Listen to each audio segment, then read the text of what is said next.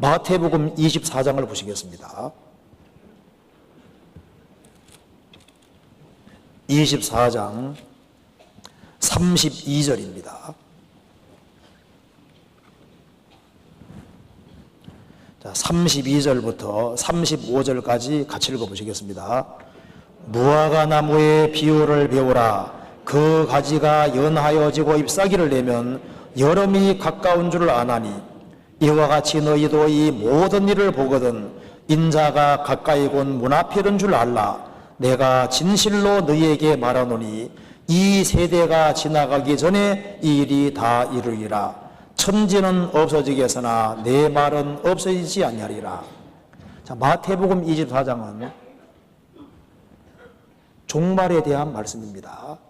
그런데 마태복음 24장을 자세히 읽어보시면 15절부터 시작해서 31절까지는 거의 이스라엘을 이야기하고 있습니다. 그래서 여기 무화과나무는 이스라엘을 대표하고 있는 거예요. 마태복음 21장에서 잎사귀만 무성한 무화과나무, 열매 없는 무화과나무를 예수님이 저주하신 적이 있습니다. 이것은 회개 열매가 없는 이스라엘이 망할 것을 보여주신 겁니다. 누가복음 13장에도 그 무화과나무가 이스라엘이라고 설명이 되어 있습니다. 그런데 마지막 때를 말하면서 무화과나무의 비유 배우라, 이스라엘 배우라는 말씀입니다. 에스겔 37장에서도 이스라엘이 한 나라가 되고 한 임금 예수님이 다스린다고 되어 있는 거예요. 이스라엘이 독립하고 난 이후에 예수님이 오셔서 천년왕국 이루도록 되어 있는 거예요. 32절 무화과나무의 비유를 배우라. 그 가지가 연하여 지고 잎사귀를 내면 여름이 가까운 줄 아나니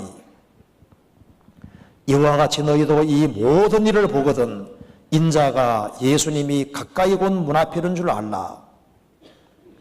참 놀라운 것은 이스라엘이 독립하는 것과 때를 같이 해서 마지막 징조가 우리 눈앞에 다 펼쳐졌습니다. 그래서 예수님 말씀하신 모든 징조를 다 본 시대가 우리 시대예요. 문 앞에 왔다는 것은 임박했다 그 말입니다. 내가 진실로 너희에게 말하노니 이 세대가 지나가기 전에 이 일이 다 이루리라. 이 말은 이 마지막 징조를 본 시대 사람이 세대인데 그 세대 사람이 지구상에 다 없어지기 전에 이 일이 다 이루리라. 30절에 예수님의 지상재림까지 이루어질 거다 그 말입니다. 천지는 없어지겠으나 내 말은 없어지지 아니하리라. 단 그날과 그 시는 비밀이라고 했습니다. 자, 이거 한번 봅시다. 자, 예수님의 재림에 대한 징조 중에서 이스라엘을 우리 시대에 회복시키는 이유가 뭐냐면 예수님 재림이 가깝기 때문입니다. 그래서 무화과나무는 이스라엘을 가르치고 있는데요. 재림의 징조 중에서 제일 중요한 것이 이스라엘이에요. 이스라엘이 나라가 되고 난 이후에 예수님이 왕이 되도록 되어 있는 거예요. 이스라엘이 회복되고 난 이후에 마지막 징조가 다 펼쳐지는 겁니다. 그래서 무화과나무를 저주하신 것은 이스라엘이 망할 걸 보여주신 것이고 무화과나무 싹이 나는 것은 이스라엘이 회복될 것을 보여주신 거예요. 자, 그래서 한번 지금까지 들은 걸 한번 정리해 봅시다. 성경에는 인간 역사가 다 기록이 되어 있는데요. 아담 때부터 아브라함 때까지 한 토막, 보통 양심시대라고 합니다. 아브라함 때부터 예수님 오신 때까지를 율법시대 혹은 선민시대, 아브라함 자손이 선민으로 구별됐고 하나님이 모세에게 율법 주셨기 때문에 보통 율법시대, 선민시대라고 합니다.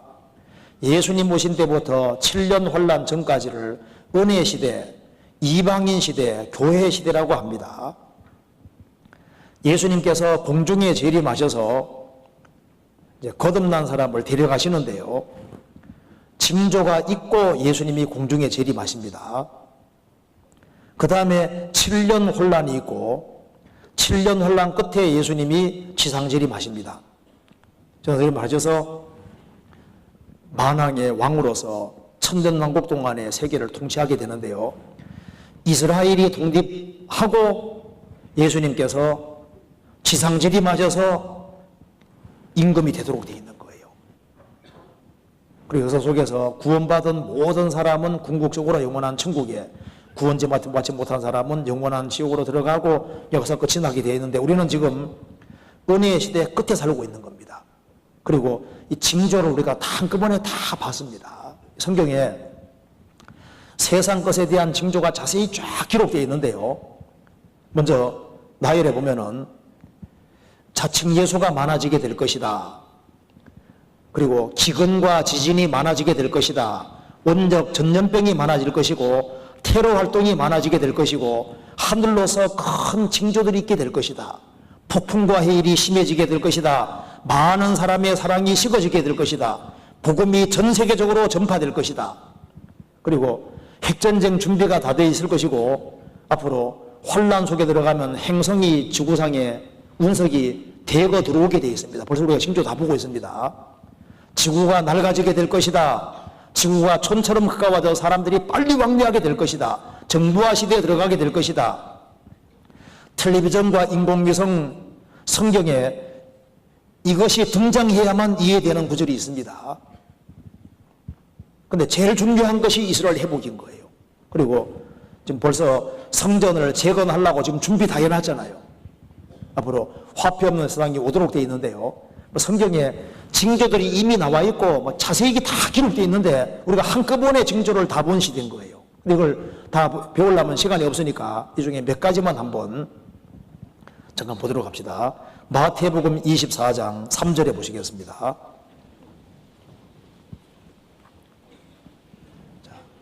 3절, 예수께서 감람산 위에 앉으셨을 때 제자들이 종종이 와서 가로되 우리에게로져서 어느 때 이런 일이 있겠사오며 또 주의 마신과 세상 끝에는 무슨 징조가 있사오리까.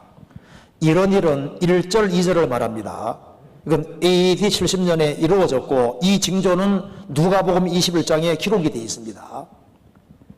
또 주의 임하심과 세상 끝에는 무슨 징조가 있사오리까. 24장에는 특별히 세상 끝에 대한 징조가 기록이 되어 있는 겁니다. 예수님이 징조를 자세히 말씀해 주셨는데 그 중에 몇 가지만 잠깐 봅시다. 7절 8절 같이 읽어보겠습니다. 민족이 민족을, 나라가 나라를 대적하여 일어나겠고 처처에 기근과 지진이 있으리니 이 모든 것이 재난의 시작이니라. 우리 시대 예수님 재림하시기 전에 징조 중에 한 가지, 여기에 처처에 기근과 지진이 있을 것이다. 지진에 대해 잠깐 생각해 봅시다. 지금 지진 문제가 이거 심각합니다. 통계에 보면은 1905년에서 1975년 사이에 지진으로 62만 5,700명이 죽었다고 합니다. 1976년 1월에서 7월 사이에 지진으로 100만 5,500명이 죽었습니다. 20세기 초 10년간 진도 6도 이상의 지진이 3회 발생했는데 1980년에서 90년 10년 사이에 대형 지진이 310회 발생하고 1990년에서 94년 사이에 747회 진도 6도 이상의 지진이 발생했습니다. 지금은 강도가 세져서 진도 9.0 되는 것도 계속 나잖아요. 강도가 점점 세지고 있고 우리나라도 안전치 못합니다. 요한계시록 16장에는 전 세계 만국의 도시가 지진으로 다 무너진다고 성경에 기록이 되어 있는 거예요. 지금 지진 문제가 심각합니다. 성경에 지금 하나님께서 말씀한 대로 이 지진이 기반이 계속 흔들리고 있는 거예요. 이거 한번 잠깐 봅시다.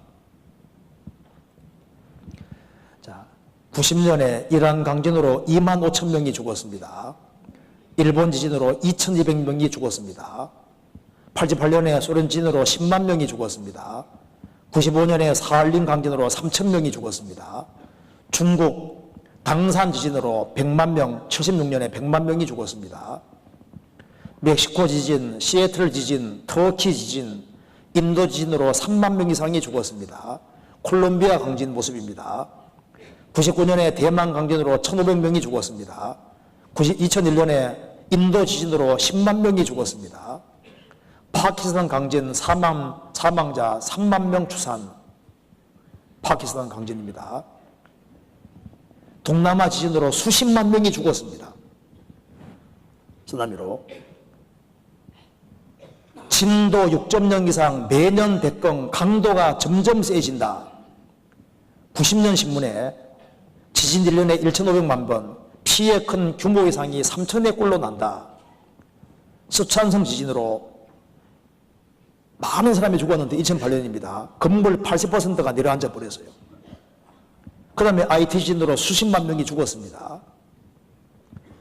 네팔, 최근에 네팔 얼마나 많은 사람이 죽었습니까? 지진 매일 8,000건이 발생한다. 지진이 우리 시대에 아주 갑자기 늘어났습니다. 서울도 대지진 가능성이 있다. 대지진 이제는 한반도를 노린다. 한국도 지진 안전지대 아니다. 지진이 지금 점점 가까이 오고 있습니다. 이거 한번 잠깐 볼까요? 이 지진은 최근 들어 전 세계적으로 빈발하고 있습니다. 대규모 지진의 전조가 아니냐는 전망까지 나오는데 우리도 예외는 아닙니다. 안영인 기자입니다. 오늘 낮 12시 23분쯤 일본 도쿄 남쪽 643km 해역에서 규모 6.7의 강한 지진이 발생했습니다. 또 타이완 동부 해상에서도 오늘 3시간 간격으로 규모 5.0과 4.8의 지진이 잇따라 발생했습니다. 중국 수촨성 지진에 이어 한국과 일본, 타이완 등 인접 국가에서 잇따라 지진이 발생하고 있는 겁니다. 전 세계적으로 발생하는 규모 5 이상 지진은 연평균 1638회. 하지만 2000년대 들어 급증하기 시작해 2011년에는 2500회 가까이 발생했습니다. 한반도 지역도 예외가 아닙니다. 올 들어 발생한 규모 2 이상의 지진은 모두 11차례. 특히 2000년대 들어 급증하기 시작해 최근에는 매년 50에서 60회가량의 지진이 일어나고 있습니다. 1980년대보다 2배 이상 잦아진 것입니다. 문제는 급증하는 지진이 대규모 지진의 전조 증상일 가능성이 있다는 겁니다. 여기 저 지진 2011년대 지진 한번 표시한 거 한번 보세요. 지진이 이렇게 많이 나고 있는 겁니다. 여기 이제 2011년 1월 달부터 이제 시작하는 겁니다. 지진이 지금 벌써 18일 때 벌써 395회 발생했습니다. 그리고 이게 이제 지진이 큰 것은 이제 동그라미가 크게 표시됩니다. 한번 보시죠. 지금 2월 달, 3월 달, 5월 달, 6월 달, 7월 달. 우리도 모르는 사이에 지진이 있지 않습니까? 계속 나고 있는 거예요. 앞으로 성경에서 세계적인 지진이 온다고 되어 있습니다.